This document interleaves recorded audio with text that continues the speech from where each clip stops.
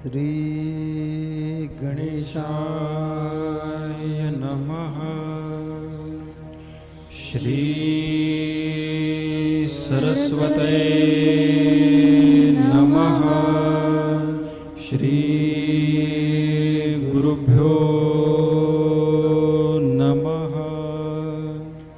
जगद्गुरु नरेंद्राचार्य महाराज की जय। सद्गुरु काळसिद्धेश्वर महाराज की जय।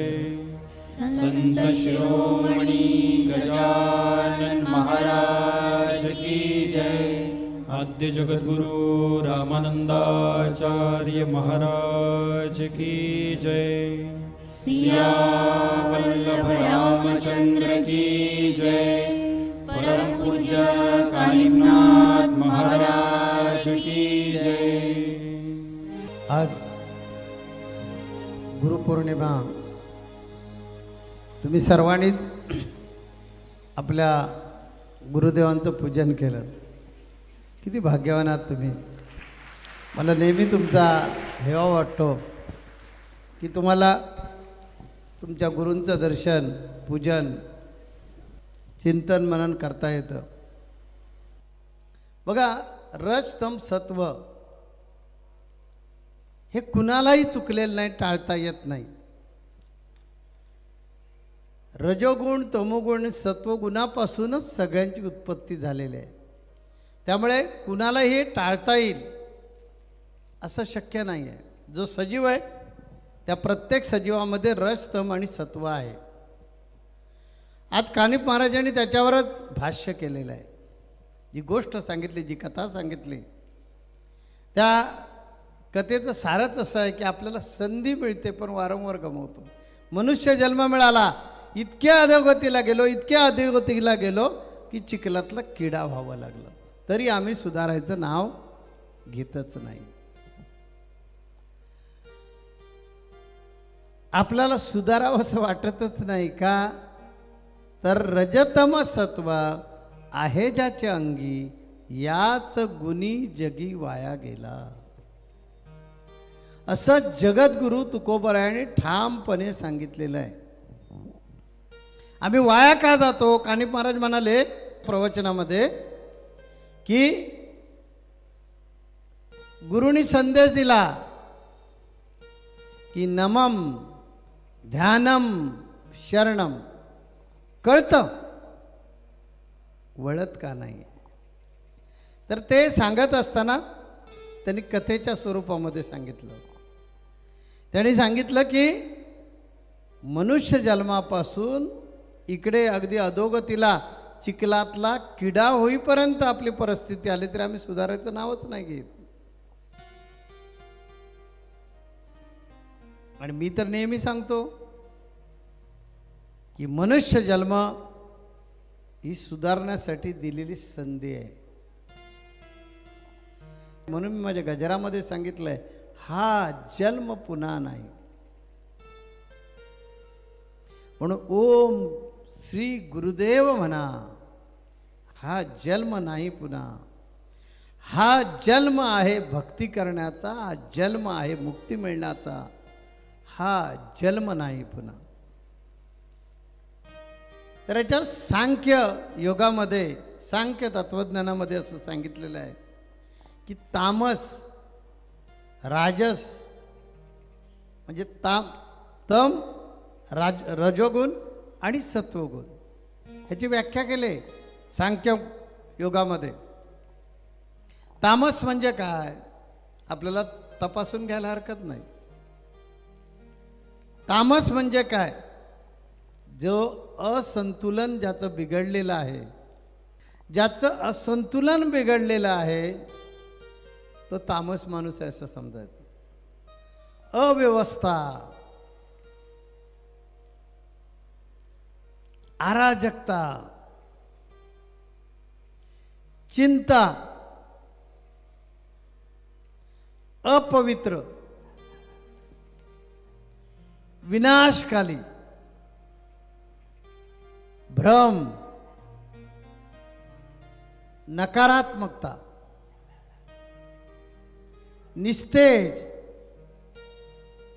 निष्क्रिय, उदासीन, जडत्व, सुस्ती, हिंसक, दुष्ट आणि अज्ञान, ही ज्याच्याकडे लक्षणं दिसणार त्यानं समजून जायचं की आपला तामस गुण अजून गेलेला नाही. तम म्हणजे काय? नरकची केवळ. जगद्गुरु तुकोबारायांनी काय सांगितलं? तम म्हणजे काय? नरक आहे. हा घालवायचं की न घालवायचं आपण ठरवायचं. मग अशी बोललात ना, वारी वारी हो गुरूंची, म्हटलं ना मग अशी आपण. मी सांगितलं आम्ही बी घडलो तुम्ही बी घडा या गुरूंच्या चरणाशी. तुम्ही ऐकलात आम्ही बिघडलो तुम्ही बी बिघडा, काय हरकत नाही.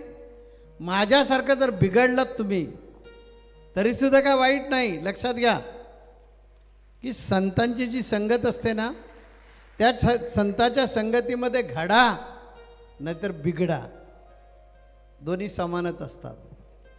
पण इतरांच्या संगतीमध्ये बिघडलेत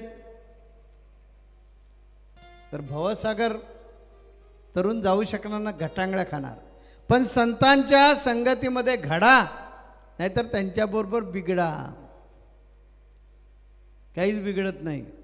त्या तुम्ही कुठल्याही अर्थानं घ्या पण घडा.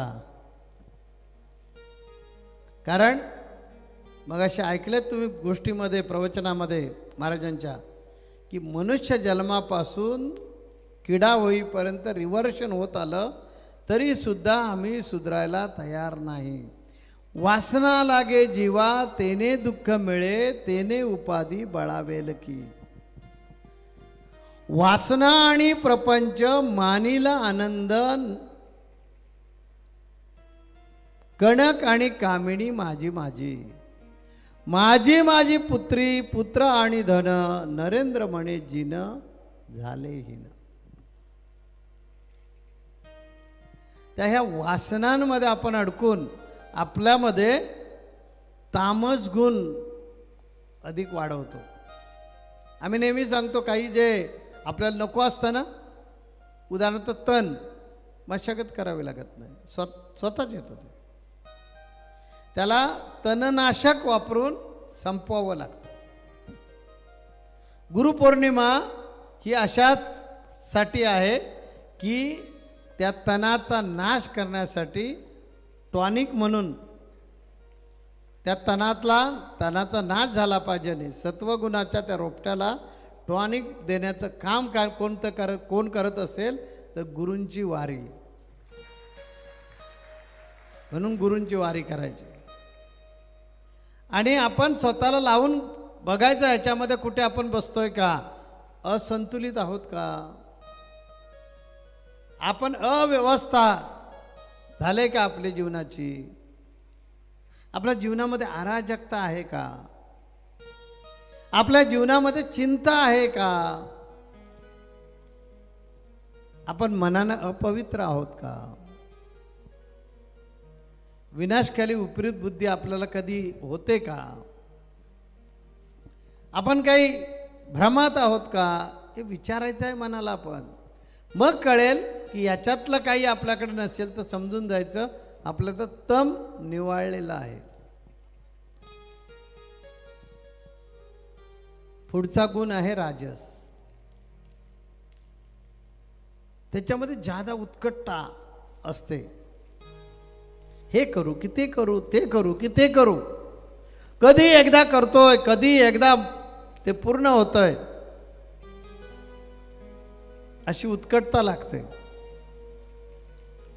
क्रियाकलाप सांख्ययोग सांगतो की ह्या राजस गुणाची जी व्यक्ती असते, राजस गुण ज्याच्यामध्ये असतो म्हणजे रजगुण ज्याच्यामध्ये जास्त वाढलेला असतो, आपल्याला अनेक वेळा ऐकलेला की आपल्यामध्ये 3 गुण आहेत आणि 3 गुणामध्ये ज्याची मात्रा जादा त्याचा प्रभाव जादा. राजकारणामध्ये पण तसंच ना, ज्याचे उमेदवार जादा त्याची सत्ता. मग सत्तारूढ कधी कधी विरोधात बसावं लागतं त्याला. तसं रजोगुण वाढलेला असेल जादा तर सत्ता त्याचीच असणार. मग सत्वगुण जरी असेल विरोधी पक्षात बसावं लागेल. म्हणून हा जो सांख्ययोग सांगतो की उत्कटता, क्रियाकलाप, चांगला किंवा वाईट असा दुर्गुण असतो माणसामध्ये. कधी कधी चांगला, कधी कधी वाईट.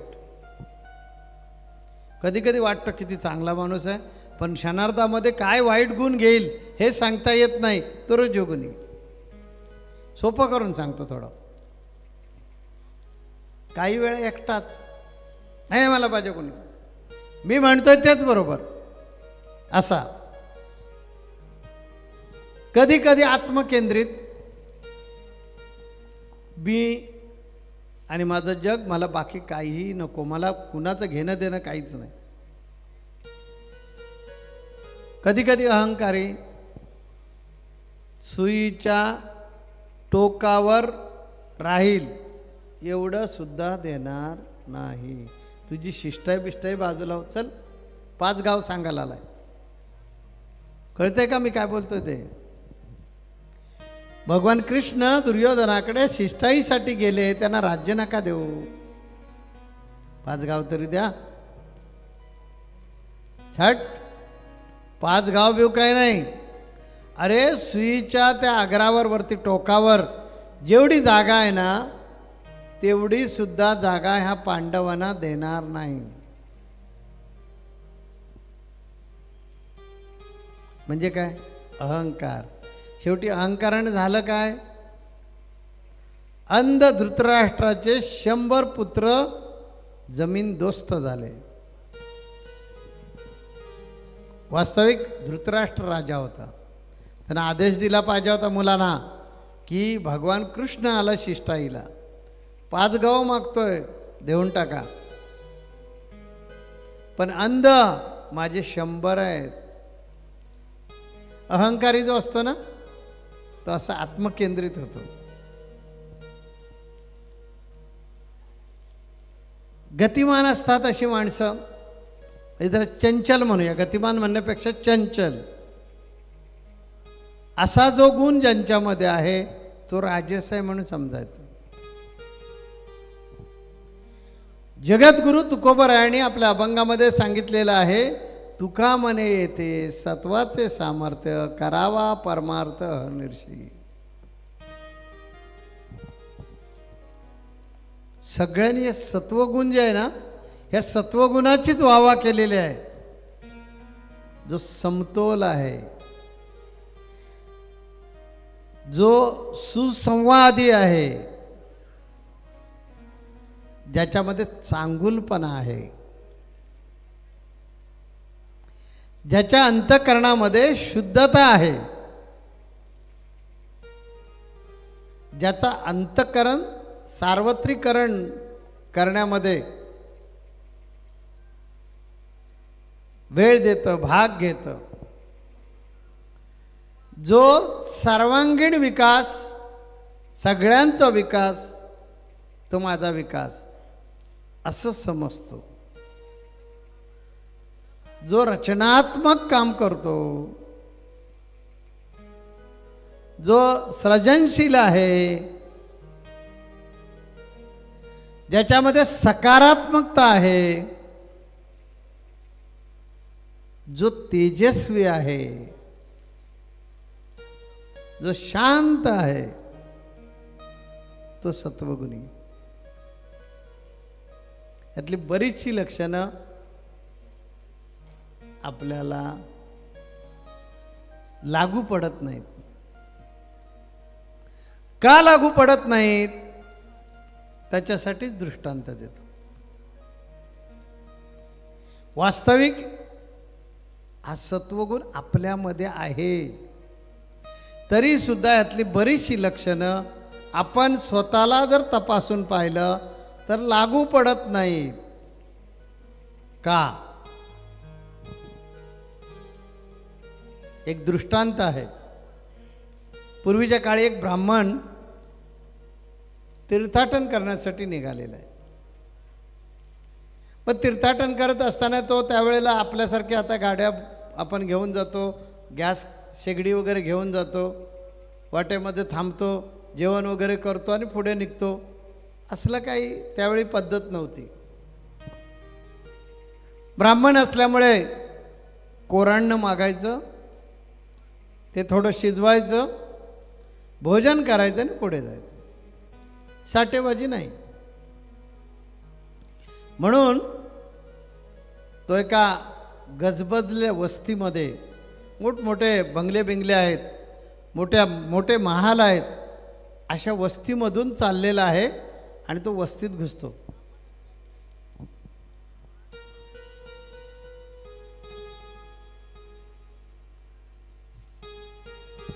तो वस्तीत घुसतो आणि भिक्षा अंदेही म्हणून जी आरोळी असते ती आरोळी ठोकतो. कोणी लक्ष देत नाही. प्रत्येकाच्या दरवाजात जातो आणि प्रत्येकाकडे भिक्षा मागण्याचा प्रयत्न करतो. कोणीही या माणसाकडे ढुंकूनही बघत नाही. वास्तविक एवढे डबल माडीचे महाल, टोले अंग इमारती, म्हणजे परिस्थिती नाही आहे असंही नाही आहे. एवढी सुबकता असताना सुद्धा कोणी त्या ब्राह्मणाकडे बघत नाही. बराच त्या वस्तीमध्ये फिरतो, पण जो तो आपापल्या तंद्रीमध्ये असतो, आपापल्या मस्तीमध्ये जो तो असतो. ज्याला त्याला आपलं आपलं पडलेलं आहे.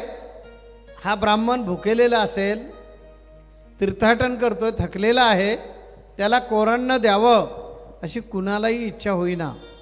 शेवटी तो कंटाळतो आणि हताश होऊन पुढच्या वस्तीकडे जाताना मोठ्या मोठ्यानं बोलतो, काय लोकांची तारा आहे. जो तो आपापल्या मस्तीमध्ये, अरे मी कोराण्ण मागितलं, एक मुठभर मला कोराण्ण द्या. असं काय 100-500 किलो मागितलं असं पण नाही. एक मूठ, माझी भूक ती काय, एक मूठ मला कोराण्ण द्या.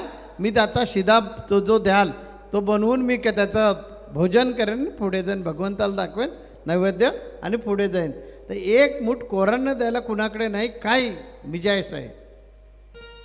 असं बोलत तो पुढे जाणार. तर समोरून एक सत्पुरुष येत होते. त्यांनी ते आवाज ऐकला आणि त्यांनी सांगितलं ब्राह्मणाला, हे द्विज, अरे माणसाकडे मागा. काय म्हणाले? अरे तुम्ही हे जे कोराण्ण मागताय ते माणसांकडे मागा. ते सत्पुरुषाचा असं बोलणं ऐकल्यानंतर ब्राह्मणालाही आश्चर्य वाटलं. हा काय प्रकार आहे, मग मी काय जनावरांकडे मागितलं का आतापर्यंत? तर ब्राह्मण थांबला आणि म्हणाला, महाराज मला समजलं नाही. त्या परत ते सत्पुरुष बोलले की तुम्ही कोराण्ण मागण्यासाठी फिरताय, ते माणसांकडे मागा ना. म्हणजे तुम्हाला असं वाटतं मी जनावरांकडे मागितलं? हो, आश्चर्यच आहे. हे कसं काय शक्य आहे? मी प्रत्येकाच्या दरवाजात गेलो आणि कोराण्ण मागितलंय, भिक्षांदेही म्हणून आरोळी ठोकलेली आहे, तर कोणी मला भिक्षा दिली नाही. आणि ज्याने भिक्षा दिली ती माणसंच होती. महाराज म्हणाल, थांबा, तुम्हाला एक जादूचा चष्मा देतो. आणि मग त्या सत्पुरुषाने एक चष्मा दिला, डोळ्याला लावा. तुमच्या नव्हे, त्या ब्राह्मणाला सांगितलं त्या सत्पुरुषानं की डोळ्याला चष्मा लावा आणि तो चष्मा लावून माणसांकडे भिक्षा मागा. त्या पण ब्राह्मणानं चष्मा लावला आणि परत त्या वस्तीमध्ये गेला आणि प्रत्येकाच्या घरासमोर आरोळी ठोकल्याबरोबर काय समोर व्यक्ती आल्यावर लक्षात आलं, अरे हा कुत्रा आहे ना. बरोबर ते सत्पुरुष बोलत होते ते, अरे मी कुत्र्याकडे अन्न मागतोय, तू कसा देणार? अशी ती वस्ती जी होती, त्या वस्तीमध्ये ज्या ज्या घरी ते गेले होते ब्राह्मण, त्या घरी पुन्हा जाऊन भिक्षांदेही म्हणाले. तर कुणाला म्हणजे कोणी व्यक्ती कुत्रा दिसला, तर कोण बैल दिसला, तर कोण कोल्हा दिसला, सगळे प्राणी दिसायला लागले. मग ब्राह्मणाच्या लक्षात आलं, बरोबर सत्पुरुष जे असतात ना ते सत्पुरुषच असतात. त्यांनी बरोबर सांगितलं, अरे माणसांकडे माग, तुला जे भिक्षान्न पाहिजे ते या जनावरांकडे मागून काही होणार नाही. तू त्यांची माडी पाहिलीस, बंगला पाहिलास, 2 हात आहेत, 2 पाय आहेत, माणसासारखा देह आहे, म्हणून तुला तो माणूस वाटला. म्हणून वारंवार सांगावं लागतं संतांना, माणसानं माणसाबरोबर माणसासारखं वागलं पाहिजे. त्याचंच नाव आहे माणुसकी धर्म. दिसायला माणूस, पण रजोगुणामुळे तमोगुणामुळे तो हिंस्रच आहे, पशुच आहे. जन्म फक्त पूर्वजन्मीच्या सुकृतामुळे मनुष्य मिळालाय, बाकी काही फरक नाही आहे.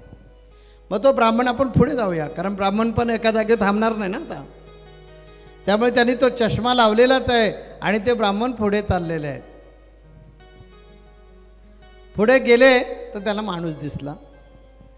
त्यामुळे त्या माणसाला सांगितलं की बरेच म्हणजे 2 दिवसाचा उपवास आहे, भूक लागलेली आहे, मला काही कोरडणं द्या. कोरडणं द्या म्हटल्याबरोबर त्याला इतका आनंद त्या माणसाला होतो की तो तिथेच आपला व्यवसाय टाकतो. तो चर्मकार असतो, चपला बनवत असतो, तो तिथेच टाकतो साहित्याचं सगळं. आणि जी काही चिल्लर जमा झालेले असते, लोक फाटक्या तुटक्याच्या चपला आणायचे, शिवून द्यायचे, त्याचे जे काही पैसे जमा झाले होते त्याची एवढी चिल्लर त्याच्याकडे होती. तो चिल्लर घेतो आणि पळत दुकानावर जातो आणि ब्राह्मणाला सांगतो, तुम्ही हळूहळू या दुकानासमोर, तुम्हाला कोरडणं देतो. ब्राह्मण पण पाठीमागून त्याच्या जातो. हा पळत जातो आणि त्या दुकानदाराला ती बचकाभर जी काही चिल्लर असते ती देतो आणि म्हणतो, ही घ्या, चिल्लर घ्या आणि ह्या गुरुजींना, ह्या ब्राह्मणांना जे काय हवं असेल ते कोराडणं ह्याच्यात येईल तेवढं द्या. पळता पळता त्याच्या मनामध्ये एक संकल्प येतो की ह्याला नुसतं कोराडणं देऊन उपयोग नाही, ह्याला द्रव्य दक्षिणा पण दिली पाहिजे, असा मनातल्या मनात संकल्प करतो. आणि संकल्प करतच पळत जातो ना दुकानदाराकडे. त्यामुळे दुकानदार ते पैसे घेतो आणि ब्राह्मणाला जे कोराडणं पाहिजे असतं ते देतो. ब्राह्मण कोराडणं घेऊन बाहेर पडतोय, तोपर्यंत चर्मकार दुकानातून पळत जातो आणि त्याच्याकडे जे चपलेचा जोड शिवलेला असतो तो घेऊन परत येतो, चौकामध्ये उभा राहतो. चपलेचं चांगला सुंदर त्याच्यावर वेणी वगैरे बनवून अतिशय सुंदर असं ती चप्पल, चामड्याची चप्पल बनवलेली असते आणि चपलेचा जोड अतिशय रुबाबदार दिसत असतो. एवढ्यात काय होतं, तिकडून राजा येतो. त्या राजानं बघितलं की चौकामध्ये चप्पल घेऊन एक माणूस उभा आहे. राजा चप्पलेचा शौकीन असतो आणि त्यामुळे ती चप्पल पाहिल्यानंतर राजा सांगतो प्रधानाला, ती चप्पल ना किती सुंदर आहे बघ, घेऊन ये ती. प्रधान पटकन त्या चर्मकाराच्या हातातली घेतो.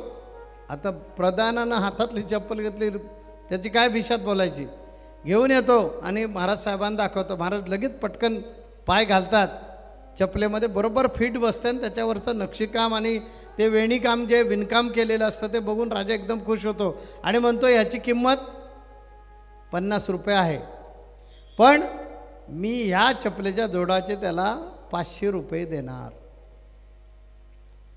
आणि बक्षीस म्हणून परत 500 देणार, असे या चपलेची किंमत 1000 रुपये देणार. त्या चर्मकाराला बोलवून आण.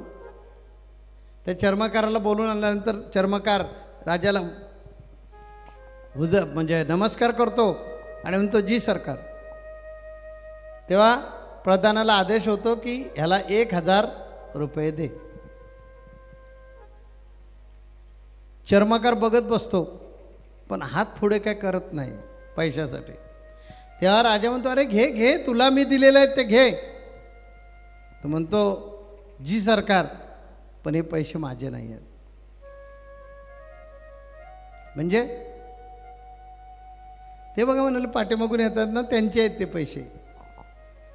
तो ब्राह्मण कोरांना घेऊन येत असतो ना, तो दाखवला त्याला, म्हणाला ह्या ब्राह्मणाचे पैसे आहेत, माझे नाहीत ते पैसे. राजा म्हणतो म्हणजे काय, ह्या ब्राह्मणाने तुला चप्पल कधी दिली, तो कधीपासून चप्पल करायला. नाही ना, चप्पल त्याने बनवलेली नाही आहे, चप्पल त्याची सुद्धा नाही आहे ती, पण संकल्प माझा आहे की ही चप्पल विकून जेवढे काही पैसे येतील तेवढे मला दान करायचे आहेत. त्यामुळे या चप्पलेचे माझ्या सुदैवानं 1000 रुपये येतात, केवढं माझं भाग्य आहे. परंतु त्याच्यावर माझा अधिकार नाही, कारण मी पैशाला हात लावला मला मोह निर्माण होईल. त्यामुळे ज्याचे आहेत, मागच्या जन्मी कदाचित मी हा संकल्प केला होता असेल, तुम्ही पण केलेत मागच्या जन्मी, की आपण शिवाच्या डोंगरावर येणार. म्हणून चारी बाजूनं पाऊस पडतोय तरी संकल्प करणारा कधी चुकवत नाही, तो येतोच वारीला. कारण तो तुमचा संकल्प आहे की मला कुठल्याही परिस्थितीत जायचंच आहे, स्वामी मला घेऊन जाणार आणि सुखरूप घरी नेऊन सोडणार, हा विश्वास आहे. तर त्या चर्मकारानं संकल्पनाला मागच्या जन्मी कदाचित मी केला असेल, आणि म्हणून मला इच्छा झाली ना की हा जो ब्राह्मण आहे, या ब्राह्मणाला जसं कोरांना वाढण्याचं मला भाग्य मिळालं, तसं मला दान देण्याचं भाग्य मिळालं पाहिजे, अशी मनामध्ये इच्छा होती, संकल्प केला होता. तो त्या प्रभूनच पूर्ण केला ना. आणि तो जो आता काय पैसा मिळाला आहे, हा पैसा 1000 रुपये मिळाले तर मी माझे कसे म्हणू,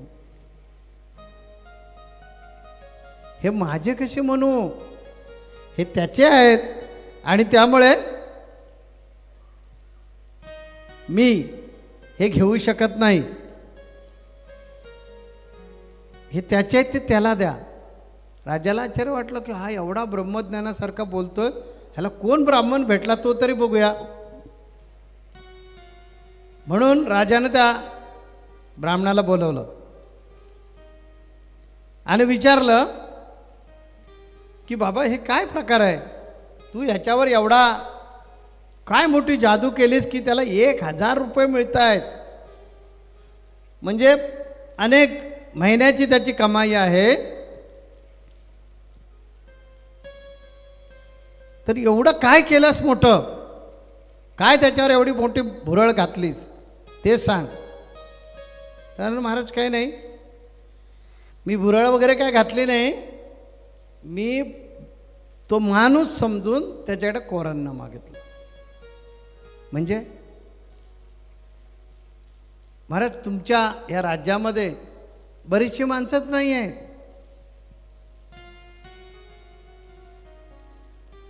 म्हणजे काय म्हणाले महाराज, आता इथे मी पोचलो ना, त्याच्या पाठीमागे जी वस्ती भेटली त्या वस्तीमध्ये मी कोरांना मागण्यासाठी घसा माझा खरडवून घेतला, इतका प्रत्येकाच्या घरी जाऊन कोरांना मागितले, एकाने दिलं नाही. त्या वाटेत एक सत्पुरुष भेटले आणि मी हताश होऊन नाराज होऊन चाललेला असताना ते मला बोलले की अरे ब्राह्मणा, अरे द्विजा, हे काय करतोस तू, जनावरांकडे का मागतोस भिक्षा, माणसांकडे भिक्षा माग. जसं आता तुम्हाला आश्चर्य वाटलंय मी जे बोलल्याचं, तसं मलाही वाटलं होतं त्या सत्पुरुषाच्या बोलण्याचं. मग त्या सत्पुरुषानं मला एक चष्मा दिला, तो चष्मा मी लावला आणि ज्यांच्याकडे माणूस म्हणून मी बघत होतो त्या माणसांकडे जाऊन पुन्हा भिक्षा मागण्याचा प्रयत्न केला. त्या लक्षात आलं हे कशी देणार, हे भिक्षा मला देणार कसे, कारण त्यातले काही लोक मला कुत्रे दिसले, काही मला कोल्हे दिसले, कोण बैल दिसला, कोण म्हैस दिसली. असे वेगवेगळे प्राणी दिसले. त्यामुळे मी त्यांच्याकडे जरी कोरांना मागितलं देणार नाहीत हे मला सर्वश्रुत झालं. म्हणून मी पुढे चालायला लागलो तर मला हा माणूस दिसला. राजाला आश्चर्य वाटलं, माणूस दिसला म्हणजे बघूया बघूया तुझा चष्मा कुठे येतो, आण इकडे. आता राजानं मागितला, ब्राह्मणाची काय भिषत नाही देतो म्हणण्याची. त्यामुळे त्यानं काढलं आणि घ्या महाराज. महाराजांनी डोळ्याला लावल्यावर बघितल्यावर अरे हा प्रधान तर कुत्राच आहे. इकडे बघितलं, अरे सेनापती गाढव आहे. इकडे तिकडे बघितल्याबरोबर वेगळ्या. आता बाकीच्या प्राण्यांचा अपमान कशाला करायचा. असं आजूबाजूला राजाच्या जे सगळं कौंडाळ होतं ते सगळे प्राणी दिसायला लागले राजाला. राजालाही आश्चर्य वाटलं. म्हणाला हे सगळं तपासण्यासाठी आधी पहिलं आपल्या राज्यसभेत जाऊया. आणि सगळ्याला लोकांना बोलवलं आणि दरबार भरवला. दरबार भरवल्यानंतर राजाने तो चष्मा काढला आणि डोळ्यावर लावला. लावल्याबरोबर राजाला कळलं की अरे ही सगळी प्राण्यांचीच सभा बसले.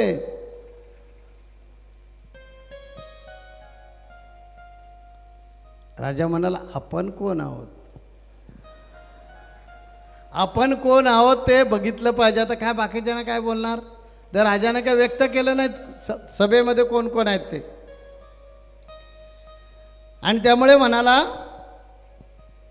आपण कोण आहोत हे शोधलं पाहिजे. म्हणून सेवकाला सांगितलं कोण आहे रे तिकडे, आरसा घेऊन ये. राजाने डोळ्याला चष्मा लावलेला आहे. राजाच्या समोर आरसा आहे. आता काय झालं असेल, राजाला राजाचं असली रूप दिसलं आणि राजा हादरला. कारण राजा वाघ दिसत होता आणि बाकीचे जंगलातले जे प्राणी कुत्रा मांजर घोडा हे सगळे जंगलातलेच प्राणी आहेत, लक्षात घ्या. पशु पक्षी हे सगळे बाकीची जो सभा होती ती दिसत होती आणि राजाला वाघ आपण आहोत असं दिसू लागलं. मग राजा म्हणाला अरे या सगळ्या प्राण्यांचा मीच राजा झालेला आहे. म्हणजे मी राजा आहे हा मला भ्रम झाला आहे. आणि ह्या अंजन रूपी चष्म्यानं मला कळलं की मी वाघ आहे. म्हणून उठ सूट प्रत्येकाला फक्त आदेश देतो, द्या पाशी, उचला त्याला, टाका तुरुंगामध्ये. फक्त आदेश देतो. आणि जंगलाचा राजा म्हणून मी वाघ म्हणून मिरवतोय. अरे मनुष्य जन्म दुर्लभ मिळालेला आहे, त्याचं कल्याण कसं होणार. म्हणून तो त्या ब्राह्मणाला शतशः साष्टांग दंडवत घालतो आणि म्हणाले मला गुरूंच्या रूपामध्ये तुम्ही भेटलेत, आता कृपा करा आणि त्या सत्पुरुषाची भेट घडवा. काय सांगितलं की मला आता कृपा करा आणि सत्पुरुषाची भेट घडवा. ते ब्राह्मण म्हणाला हे सत्पुरुष सारखे सारखे भेटत नाहीत, माझं नशीब होतं म्हणून ते मला भेटले. सगळ्यांचंच नशीब असतं असं नाही, परंतु त्यांच्या शिकवणीप्रमाणे त्यांच्या सांगण्याप्रमाणे त्यांनी दिलेल्या मार्गानं आपण जर वाटचाल केली तर आपण या किडा योनीतून वाघ योनीतून मनुष्य बनणं अशक्य काही नाही आहे महाराज. आणि ते कोण बनवतात, फक्त आणि फक्त सद्गुरू आपल्याला बदलू शकतात. म्हणून या सद्गुरूंच्या चरणी कृतज्ञता व्यक्त करण्यासाठी आपल्या जीवनामध्ये आमूलाग्र बदल घडवणारा या अनभिक्षित सम्राटाच्या चरणी आपला भाव अर्पण करण्यासाठी गुरुपौर्णिमेला यायचं असतं. सद्गुरू करावा सर्वस्व अर्पून मी कोणचा सवाल पुसा त्याची. त्या अभंगामध्ये मी सांगितलंय की सद्गुरू काय करतील तर सद्गुरू तुमच्यामधला रजतम सत्व घालवतील आणि तुम्हाला निशेष बनवतील की काहीच शिल्लक राहणार नाही. त्यावेळी मुक्ती मिळणार. पण आधी तमच जात नाही आहे, रज जात नाही, म्हणून किमान सत्व तर येऊ दे आपल्यामध्ये. कारण या सत्वाच्या प्रांगणातून मोक्षाचा मार्ग सुरू होतो, मुक्तीचा मार्ग सुरू होतो. ज्याच्यापाशी सत्वच नाही तिथे मुक्ती मिळणं कदापि शक्य नाही, कारण मार्गच नाही रजोगुणातून जाण्यासाठी. तुम्हाला जर वैष्णव देवीला जायचं असेल तर जम्मूलाच जावं लागणार, कटऱ्यातूनच जावं लागेल ना, तरच वैष्णव देवी भेटेल ना. तसं मोक्ष मिळवण्यासाठी हा जन्म आहे, हा जन्म नाही पुन्हा. पण जन्म मिळवायचा असेल तर सत्व वाढवलं पाहिजे. तुका म्हणे येते, मला वारंवार तुकोबारायांचं जप त्या अभंगाची आठवण येते. कारण या संतांचे इतके उपकार आहेत ना, मायंदाळ उपकार आहेत आपल्यावर. त्यांनी अध्यात्म इतकं सोपं करून सांगितलं, इतकं सोपं करून सांगितलं. पण तो बघा, तो पण बरसायला लागला. बरोबर आहे, बरोबर आहे, बरोबर आहे. तर तुका म्हणे येते सत्वाचे सामर्थ्य, करावा परमार्थ अहर्निशी. तुकाराम महाराज काय म्हणतात की सत्वगुण आपल्याला मोक्ष देणारा आहे. आता सत्वगुण म्हणजे काय? ज्या सत्वगुणाची व्यक्ती आहे तिथे ज्ञान आहे. ज्याला ज्ञान घ्यावं असं वाटतं त्याने समजून जायचं आहे की आपल्यामध्ये सात्विकता वाढीस लागलेली आहे. ज्याची परोपकारी वृत्ती आहे त्याने समजून जायचं की आपण सात्विकतेच्या मार्गाकडे चाललेलो आहोत. ज्याला दान करावं असं वाटतं त्याने समजून जायचं की आपण मार्ग बरोबर चाललोय, सात्विकतेचा मार्ग बरोबर चाललोय. कारण ज्ञान, परोपकार, दान धर्म, समाधान, ते सत्वगुणाची किती लक्षणं आहेत बघा. एका एका शब्दावर 2-2.5 तासाचं प्रवचन होईल, परंतु 10 वाजले की थांबायचं आहे. गाणं म्हटलं असतं पण नको आता. त्या ज्ञान, परोपकार, दान, समाधान, देवभक्ती. याला देवभक्तीचा कंटाळ येत नाही, भक्तीचा कंटाळ येत नाही. त्याने समजून जायचं की आपल्यामध्ये सात्विकता वाढीस लागलेली आहे. विवेक, उत्साह, वासनांवर विजय आणि मनाची विरक्ती, क्षमा, दया, ही सगळी सत्वगुणाची लक्षणं आहेत. ही सर्व लक्षणं सत्वगुणाची आहेत. अशा अलंकाराने जो अलंकृत आहे तो परमार्थाचा राजा आहे. तो परमार्थाचा राजा आहे. सांख्ययोग म्हणतो की सत्वगुणाचा शुद्धता हा मुळात गुणधर्म आहे.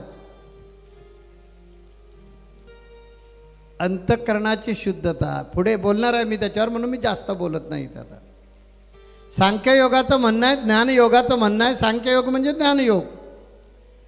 तर ज्ञानयोगाचं असं म्हणणं आहे की शुद्धता हा त्याचा म्हणजे मूलतः गुणधर्मच आहे, मुख्य गुणधर्म आहे. हा मुख्य गुणधर्म असणाऱ्या वस्तूंना सांख्य योग म्हणतो की सात्विक संबोधायला हरकत नाही. जशी एखादी वस्तू, मी काय म्हणतो नीट ऐका बघा.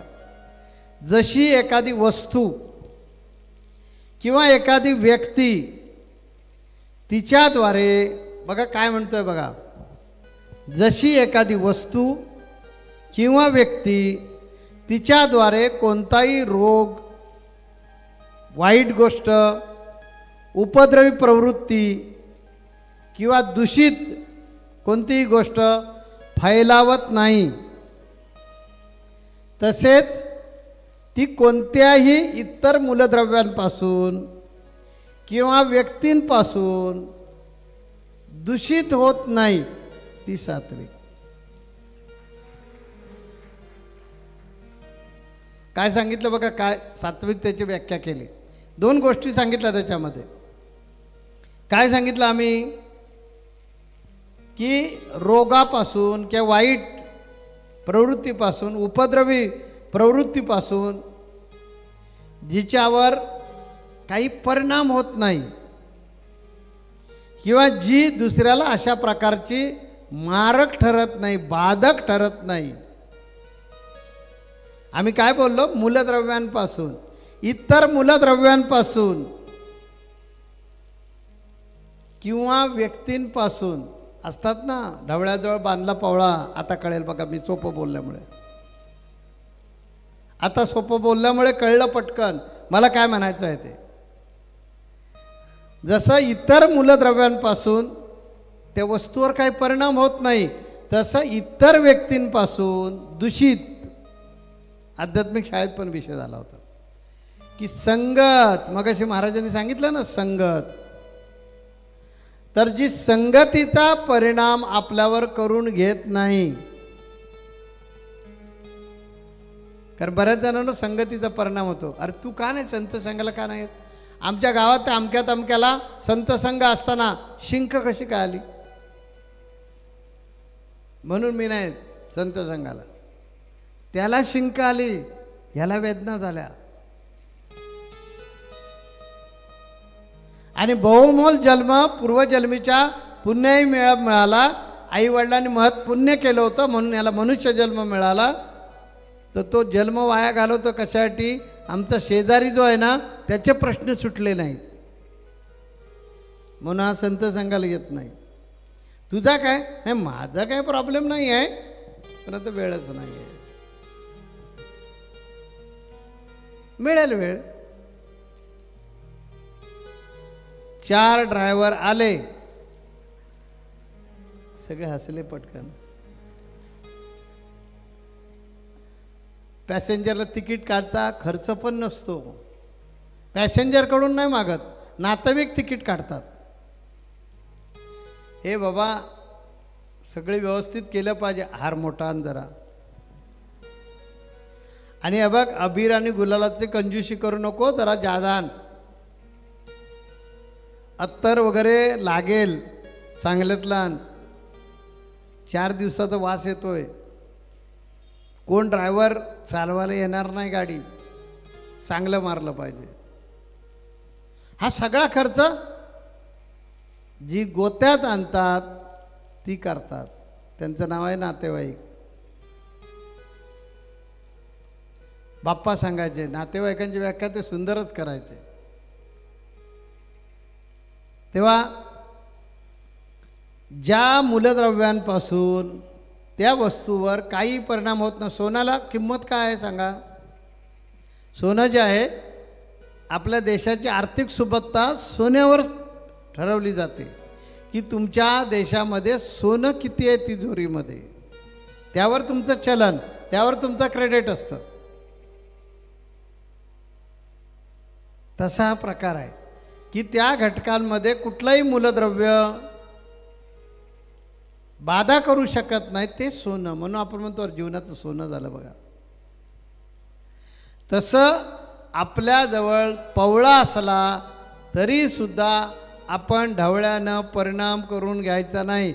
जो परिणाम करून घेतो हलक्या कानाचा, कान टवकारले की ते लहान वासरू नाही का शेपूट वरती करताना कुठे पळायला लागतं ते कळत. अरे पळतोस का काय माहिती? अरे स्वामींनी तुझं काय बिघडवलं का? नाही. मग तू का असा वागतोस काय माहिती? तो कधी सात्विक असू शकत नाही. हे इथे सांख्य योगामध्ये सांगितलेलं आहे की इतर व्यक्तींपासून जो दूषित होत नाही त्या व्यक्तीला सात्विकता प्राप्त झाल्याचं समजायचं. तो असा वागतो, रामकृष्ण म्हणाले, तो विंचू मला डंक मारतो प्राण जात असला तरी तो त्याचा स्वभाव सोडत नाही, तर मानवता माझा स्वभाव मी का सोडायचा, असा जो म्हणतो तो सात्विक. आपण सगळ्यांनी सात्विक बनलं पाहिजे, तरच हा परत जन्म मिळणार नाही आणि आपण मुक्त होऊ शकतो. कारण ह्या जन्मानंतर पुढचा जन्म कोणता आहे. राजानं ज्यावेळी स्वतः चष्मा लावला त्यावेळी कळलं की मी स्वतःला राजा समजतो. त्या गोष्टीतून काय ऐकलं की देह माणसाचा आहे म्हणून आतमध्ये माणूस असेलच असं नाही. बघा प्रत्येकानं तपासून आपल्या शेजारचा माणूस कसा आहे तो स्वभावावरून कळेल, पटकन लगेच कळेल. सर्टिफिकेट देण्याची गरजच नाही, मी तुम्हालाच कळेल. बहुतेक कुत्रा असावा का, काय भस्कन तोंड टाकतो. बहुतेक हा मागच्या जन्माचा कोलाच आहे. इतका दूरत केसान गळा माझा कधी कापला कळलंच नाही. देह माणसाचाच आहे, लक्षात घ्या. गळ्यामध्ये माळ आहे. तुम्ही जगा दुसऱ्याला जगवा म्हणतोय, सद्गुरू कवत पण किशाला आहे, पण हा वरचा पेराव. म्हणून हे प्रवचन आहे. आपण काय केलं पाहिजे, हे सगळं जर अंतःकरण बदलायला पाहिजे असेल तर सात्विकता ही संजीवनी म्हणून मागाची मी सांगितली, ती संजीवनी आहे. ही संजीवनी पुन्हा आपला तेवढ्या जोमानं आपल्यामध्ये आमूलाग्र बदल करू शकते. म्हणून जे सांख्य योगाने ज्ञानयोगानं सात्विकतेची जी व्याख्या वेगवेगळ्या पद्धतीची केली ती इथे ऐकायची आहे. चालेल ना. कारण दरवेळेला वेगळं प्रवचन पाहिजे ना आपल्याला, पाहिजे की नको. बोलतच नाहीत कोण.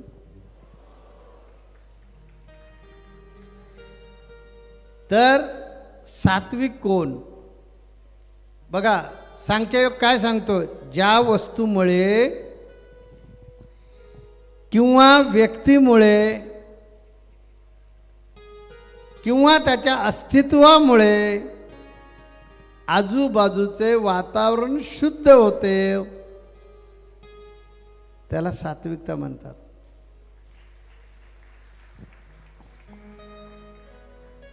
बघा सात्विकतेची व्याख्या किती केली बघा, सुंदर. की ज्या वस्तूमुळे, समजा धूप आपण प्रज्वलित केला, जाळला, घरातलं वातावरणच मंगलमय होतं. तो तिकडे शंख वाजवला की दूषित ध्वनी निघून जातात आणि मंजूळ ध्वनी. भगवान कृष्णानं बासरी वाजवले की सगळ्या गवळणी, सगळ्या वयोगटातल्या गवळणी आणि गाई वासरं सगळे घर सोडायचे आणि निघून जायचे वृंदावनात. एवढ्या त्या बासरीमध्ये ताकद होती. घरदार सोडायचे, नवरा सोडायचे आणि सरळ उठून गाई वासरांसह वृंदावनाकडे जायचे. थोडक्यात ज्याच्या वास्तवामध्ये, अस्तित्वामध्ये वातावरणाची शुद्धता होते तिला सात्विकता म्हणतात. सत्पुरुषांच्या सहवासात आलो किंवा त्यांचं जिथे जिथे अस्तित्व आहे, किती तुमच्या घरातलं वातावरण बदललं आहे बघा. नुसता एक गुरूंचा फोटो नेऊन ठेवलात घरामध्ये की तेच घर आज मंगलमय झालेलं आहे, मंदिर झालं, देवालय झालं आहे. लोक तुम्हाला बोलू लागलेले आहेत, पूर्वीचा माणूस राहिला नाही, फार बदललं आहे बाबा, फार चांगलं वाटतंय, अतिशय सुंदर वाटतंय, असं म्हणू लागलेले आहेत. कारण शुद्ध सात्विक जे आहे त्या सात्विकतेचा परिणाम हा होणारच. म्हणून सांगितलं संतांच्या वास्तव्यामध्ये शक्ती असते. दुसरं लक्षण सांगितलेलं आहे. दुसरं लक्षण असं सांगितलेलं आहे, ज्याचं मन स्थिर, एकाग्र, शांत, प्रसन्न, ती व्यक्ती सात्विक आहे असं समजायचं. सांख्ययोग काय सांगतो, सात्विकतेची व्याख्या केलेली आहे की ज्या व्यक्तीचं मन स्थिर आहे, चंचलपणा नाही आहे, हे करू की ते करू, ते करू की हे करू, असं नाही आहे. ज्याचं मन स्थिर आहे, एकाग्र आहे, शांत आहे, हा देव करू की तो देव करू. आषाढी आले की पंढरपूरचा विठोबा, आता श्रावण महिना आला की भगवान कृष्ण, रामनवमी आली की भगवान राम, मोठी अमावस्या आली की शिव. एकच व्हा ना, माझ्याकडून काय शिकणार तुम्ही? मला बघा, माझा देवच आहे. माझा राम पण तोच, माझा कृष्ण पण तोच, माझा विठ्ठल पण तोच, माझं सगळंच तो आहे. म्हणून त्याला इथं थांबावंच लागतं. जाणार कुठे मला सोडून? कारण त्याला माझ्याशिवाय करमत नाही आणि मला त्याच्याशिवाय करमत नाही. प्रेमाचं नाव भक्ती आहे ना, की ज्या तुम्ही निर्लेप निरीच्छ त्या प्रेमामध्ये काहीही मागू नका, फक्त जीवापड प्रेम करा, ती भक्तीच आहे हे लक्षात घ्या. मी बाप्पानं काय देतोय? मला कधी कुणी हातात माळ घेऊन जप करताना बघितलं असाल तर बक्षीस मिळेल, कधीच नाही. पण असा क्षणही नाही एक की त्या क्षणाला बाप्पांची आठवण नाही.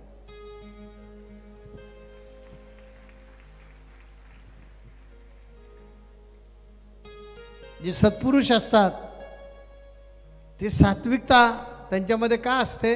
कारण ते प्रसन्न असतात, मन शांत असतं, त्यांचं स्थिर असतं. तसं ठेवण्याचा प्रयत्न करा ना, तुमच्यामध्ये पण सात्विकता येईल.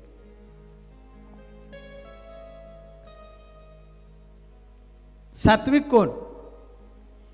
ज्याच्या बोलण्यामध्ये अश्लीलता नसते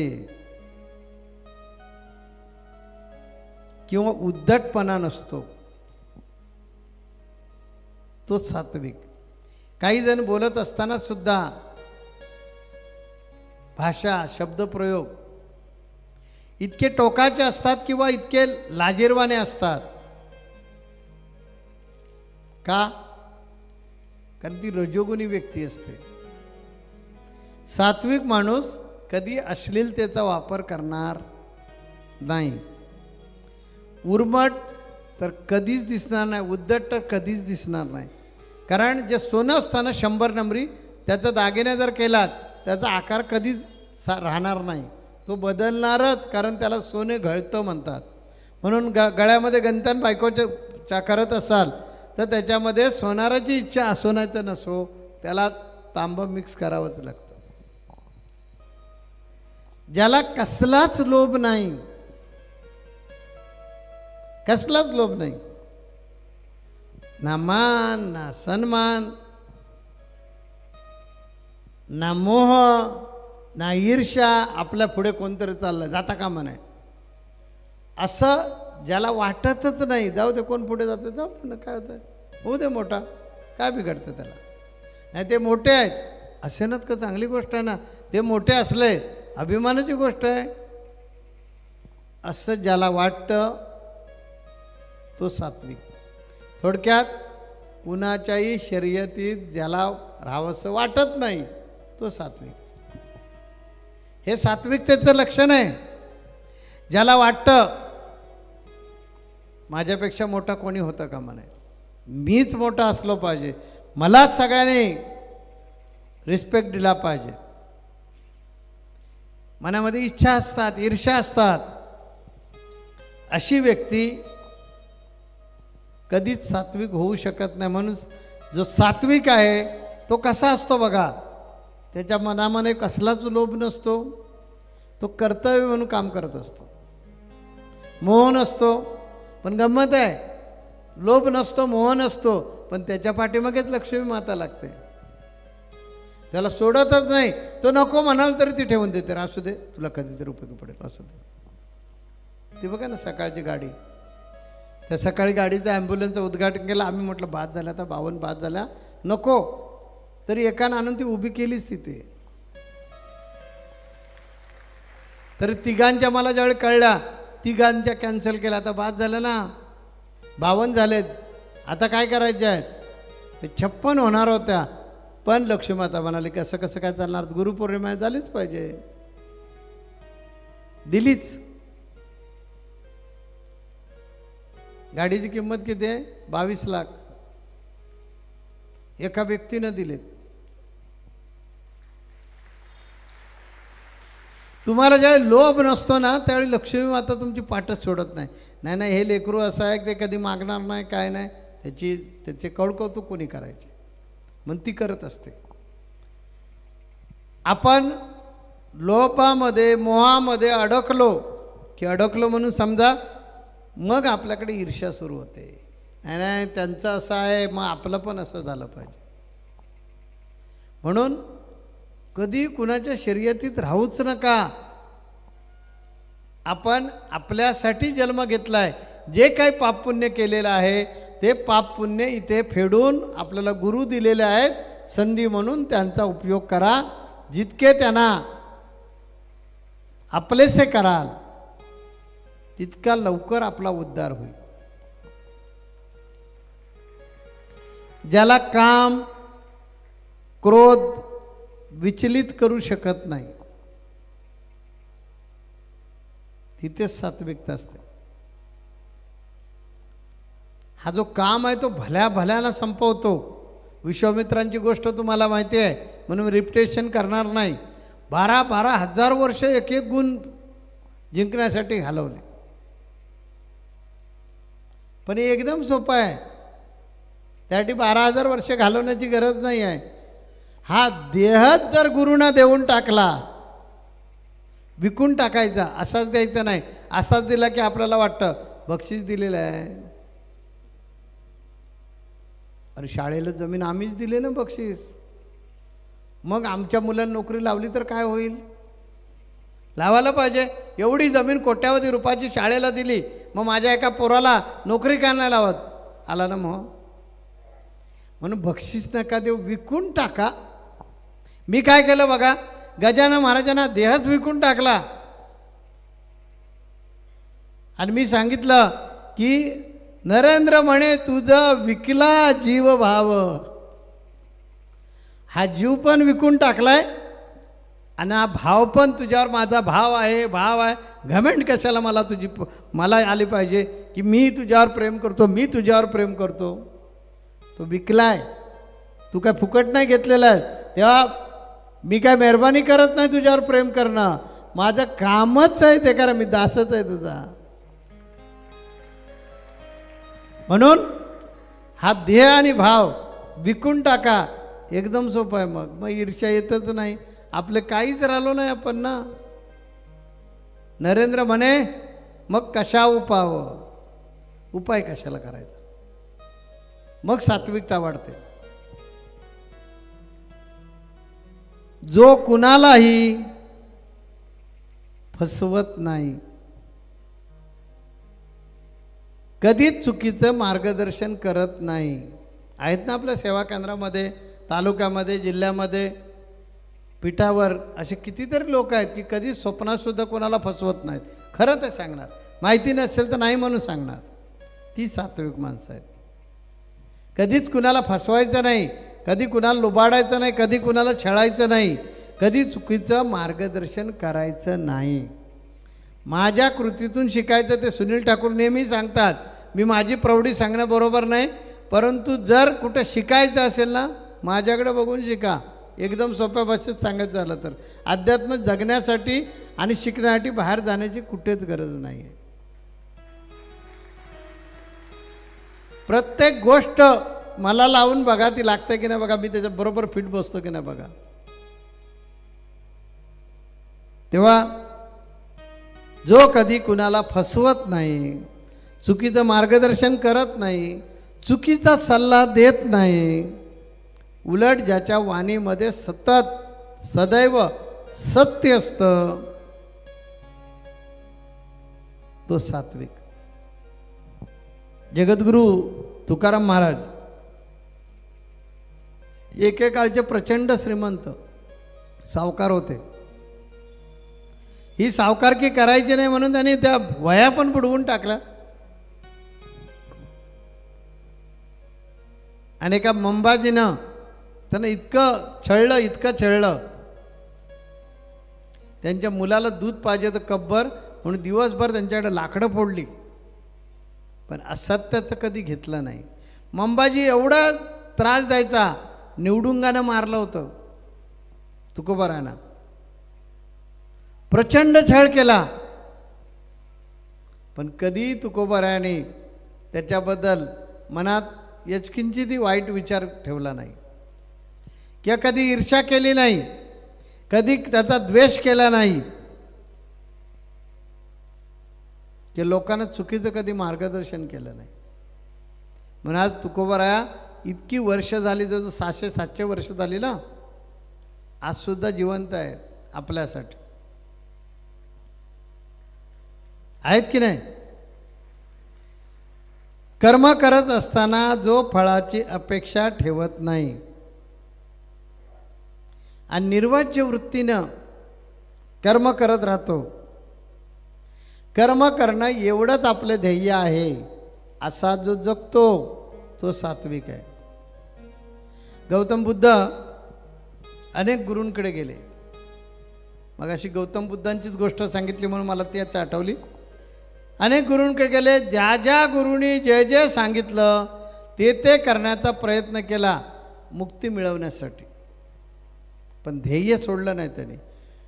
एक तर इतकं की बाबा उपाशी राहिले, ते इतके उपाशी राहिले म्हणजे आता मांस अंगावर राहिलंच नाही म्हणाले तरी चालेल, इतके कृश झाले. आणि आता काही वेळामध्ये ते जाणार. तेव्हा एक गवळण जात होती, म्हणजे गुरं राखणारा जो माणूस असतो त्याची बायको जात होती. तिने गौतम बुद्धांना खीर पाजली आणि तिने एवढंच बोलली की जादा ताणू नकोस, बस तेवढाच त्यांना हितोपदेश बाद झाला. आणि गौतम बुद्ध गेले आणि एका बोधी वृक्षाखाली जाऊन बसले आणि तिथंच त्यांना ज्ञान झालं. त्याने अनेक प्रयत्न करून सुद्धा मुक्ती मिळत नव्हती. त्या बाईच्या उपदेशानं त्यांना मुक्ती मिळाली. त्यांनी शेवटपर्यंत एवढे प्रयत्न केले, ध्येय सोडलं नाही. आपलं ध्येय एकच, मोक्ष मिळवायचा. आणि मग शेवटी त्यांना गौतम बुद्धांना दिव्य ज्ञान होतं.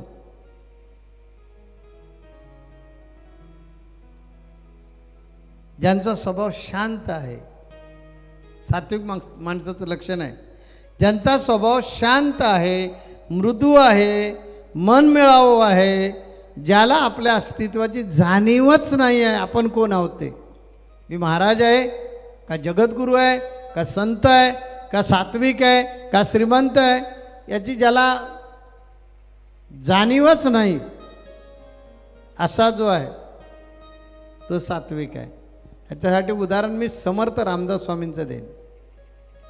समर्थ रामदास स्वामी की ज्यांचा शिष्य राजा होता.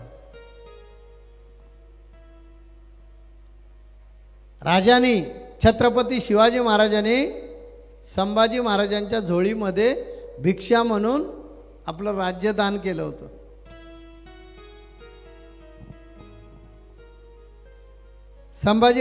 शिवाजी महाराजांना, संभाजीराजे बोललो का मी, शिवाजी, हां चुकून बोललो मी. बाप्पाने पाठीमागून सांगितलं शब्दप्रयोग बरोबर कर, चुकला आहे.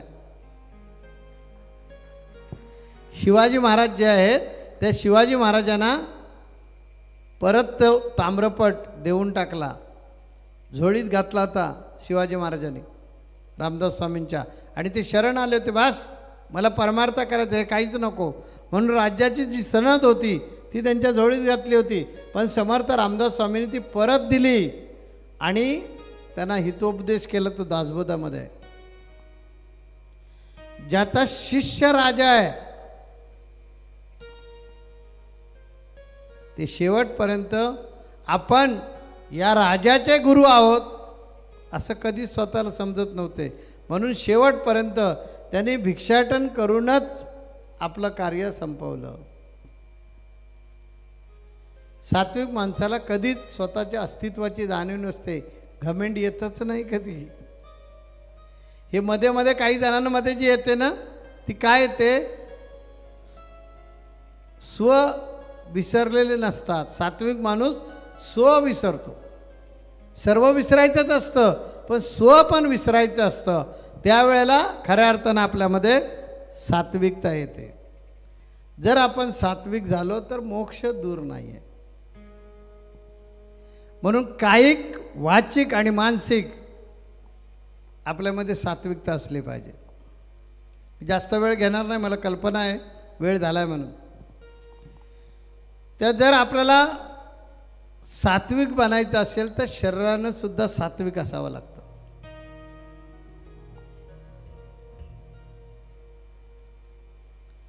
या कायेबद्दल जर बोलायचं झालं तर कर्ण जो होता तो प्रचंड दानशूर होता. ज्या कुंतीनं पहिला प्रयोग केला, तिला जे दुर्वास ऋषीने मंत्र दिले होते त्या मंत्राचा उपयोग केला असता तुला पुत्र होतील म्हणून सांगितलं होतं. तर तिने पहिला मंत्र वापरला होता तो सूर्याचा. आणि ती कुमारी अवस्थेमध्ये होती, म्हणजे तिचं लग्न झालेलं नव्हतं आणि उत्सुकता होती. आणि म्हणून उत्सुकतेच्या पोटी तिने सूर्यमंत्राचा वापर केला. आणि आश्चर्य म्हणजे त्या बीज मंत्रानं तिला पुत्र झाला, तो कर्ण. आणि आता कुमारी असताना त्या काळी द्वापारयुगामध्ये कुमारी असताना जर मूल झालं तर काय म्हणतील या भीतीनं तिने त्या मुलाला पाण्यात सोडून दिलं. तो पुत्र वाहत वाहत वाहत वाहत एका कोळ्याला सापडला. आणि त्या कोळ्याला मुलबाळ नसल्यामुळे त्यानं आपल्या बायकोकडे दिला आणि तिने तो वाढवला. म्हणून तो राधेय पुत्र. पण तो पुत्र सूर्याचा आहे आणि म्हणून त्याचा पूर्व सुकृत समजून भगवान सूर्यनारायणाने त्याला कवच कुंडलं दिली होती. आणि त्याला सांगितलं होतं की तुला हलाखीचं जीवन जगावं लागेल, तुझ्यावर जीवघेणा प्रसंग येईल, म्हणून तुझं रक्षण पिता या नात्यानं मी करतोय आणि तुला एक कवच देतोय. हे कवच धारण कर, हे कुंडलं धारण कर, म्हणजे तुझा केस सुद्धा कोणी वाकडा करणार नाही.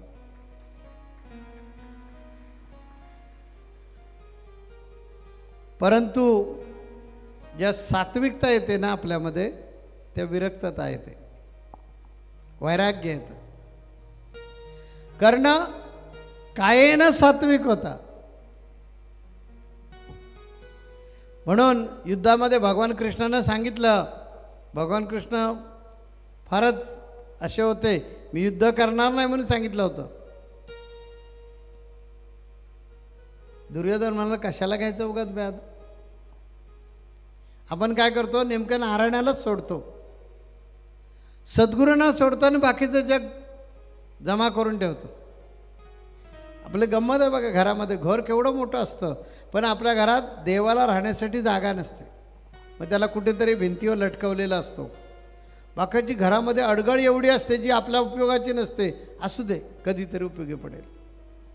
फाटलेल्या खेटरांपासून फाटलेल्या गोधड्यांपर्यंत घरामध्ये भरलेलं असतं.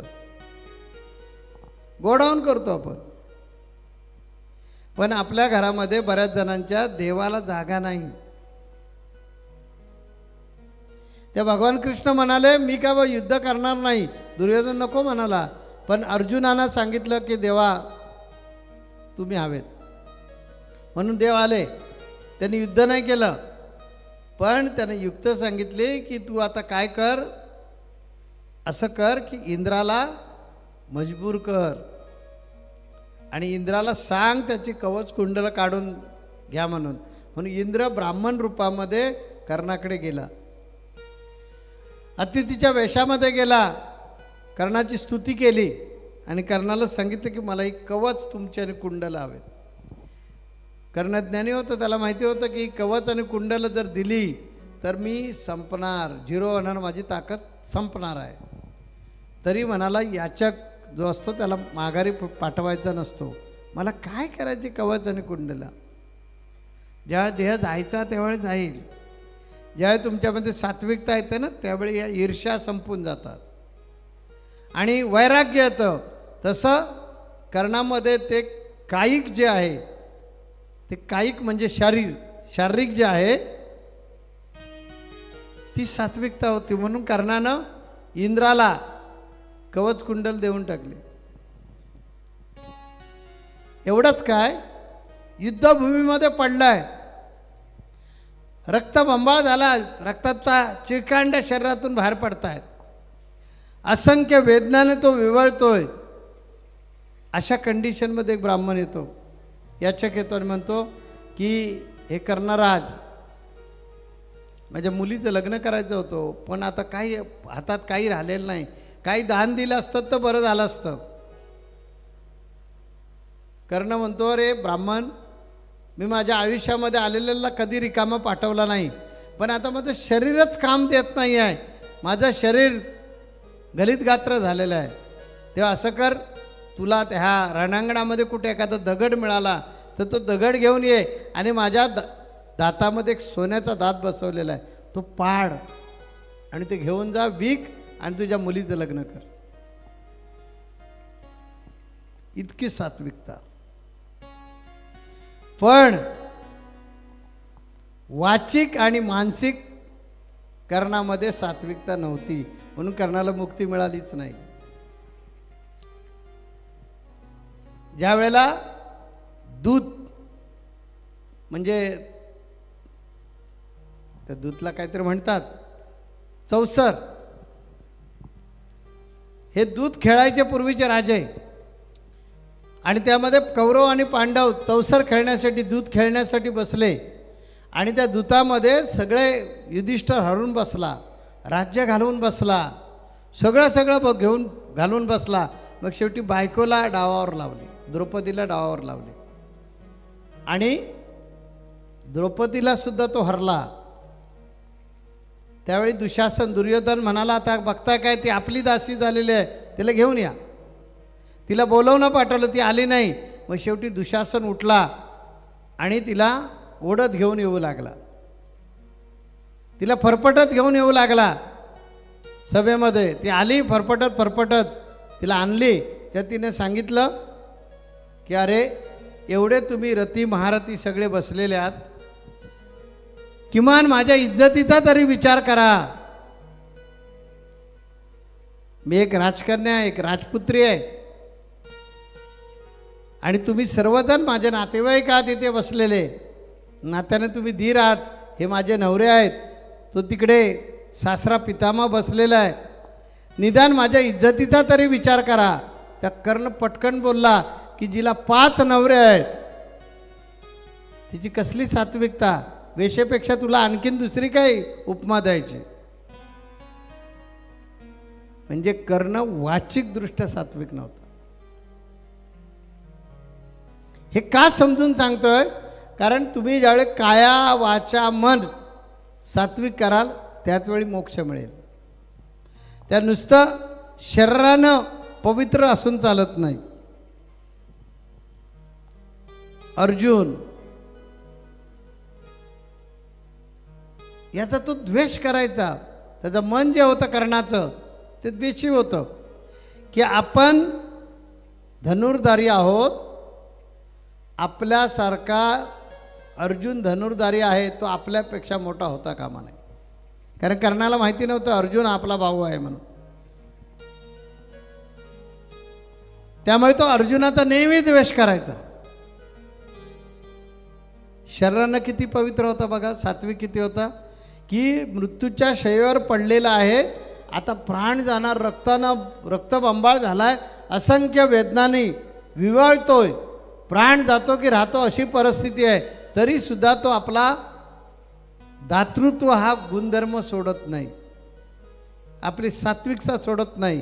पण वाचेनं आणि मनानं सात्विक नसल्यामुळे तो मोक्षापर्यंत जाऊन पोचलाच नाही. कारण मनानं तो नेहमी अर्जुनाचा द्वेष करायचा. जो द्वेषी आहे तो सात्विक कधीच असू शकत नाही. ज्याच्या मनामध्ये ईर्ष्या आहे, लोभ आहे, मोह आहे, ईर्ष्या आहे, दुसऱ्याबद्दलचा द्वेष आहे, तो कधीच सात्विक असू शकत नाही. तेव्हा नुसतं कायेनं म्हणजे शरीरानं भक्ती केली म्हणजे शरीरानं आपण सात्विक हो, आंघोळ केली म्हणजे शरीरानं स्वच्छ हो आणि सात्विक हो, की आहार आपला शुद्ध शाकाहारी आहे म्हणून आपण सात्विक हो, हा समज मनातनं काढून टाका. कारण सात्विक पूर्ण सात्विक होण्यासाठी काया वाचा मन हे ज्यावेळी सात्विक होईल त्यावेळी खऱ्या अर्थानं तुम्ही सात्विक होणार आहात. मानसिक सात्विकता हे काहीच झालं. आपण आता मानसिक सात्विकता बघूया. मंदोदरी ही मनानं अतिशय पवित्र होती, सात्विक होती. ती रावणाला सतत सांगत होती, तो चक्रवर्ती सम्राट होता तरी सुद्धा त्याची दुश्मनी स्वीकारून सांगत होती की हे परधन आहे ते नेऊन पोचव, आता याच्यात तुझा नाश होणार. ती नेहमीच रामाची स्तुती करत होती आणि रावणाला सतत सांगत होती, पण रावण ऐकायला तयार नव्हता. म्हणून ज्या पतिव्रता म्हणतात ना, त्या पतिव्रतेमध्ये मंदोदरीचं नाव घेतलं जातं.